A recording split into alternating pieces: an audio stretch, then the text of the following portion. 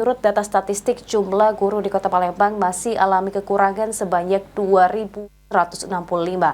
Pemkot Palembang khususnya Diknas terus berusaha memenuhi kebutuhan guru di Palembang khususnya melalui jalur P3K.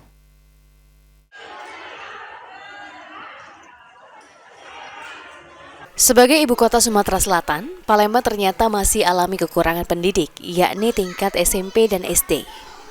Disampaikan oleh Kepala Dinas Pendidikan Palembang, Adrianus Amri, saat ini jumlah guru di Palembang sebanyak 8.316, baik itu ASN maupun P3K, jumlah itu sendiri menurut data statistik masih alami kekurangan 2.165.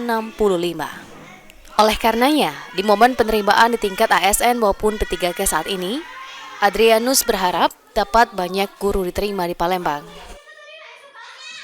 Pada honorer yang mendaftar melamar tahun 2024 ini, gunakan kesempatan ini sebaik mungkin untuk mendapatkan formasi guru khususnya di Kota Palembang.